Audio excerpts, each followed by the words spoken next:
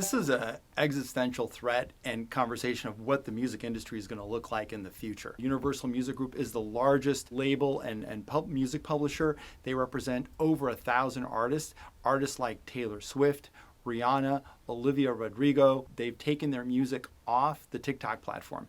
They claim in an open letter to the artist community that TikTok uses music to build their business, to drive revenues, and a lot of industry analysts agree because that's how they started, right? They started with people doing kind of funny dances using music. Universal Music says that TikTok pays far below the rate that all the other social media platforms pay. So in the middle of their contract, which kind of ended on Wednesday, Universal went nuclear and kind of cut all their music. So it's not only the compensation that's an issue, but there's two other issues for Universal Music. And the second one is almost as important as the first.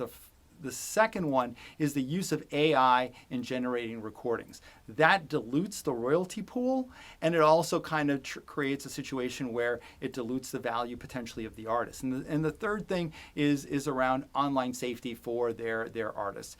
That's a major issue. And TikTok said, hey, we have agreements with all the other labels. But it just turned out that Universal, being the biggest and the largest, is in the middle of their final negotiations.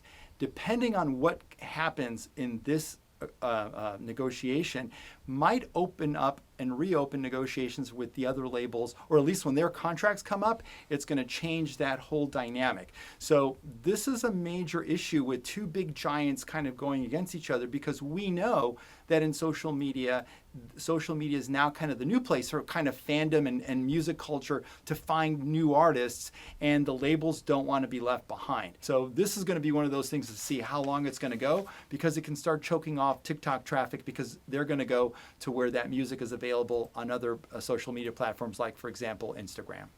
It was a tremendous jobs report. It beat expectations by double.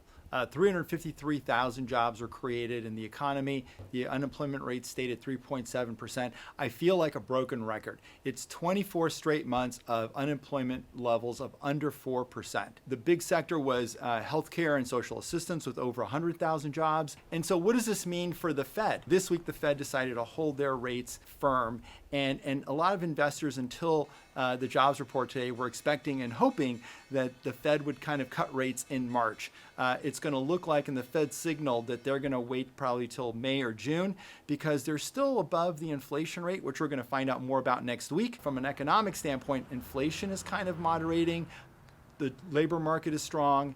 And the economy is strong. So the Fed is going to hold off now, but they're going to keep their eye on what's happening with inflation. And I think investors are just going to have to wait for a few more months.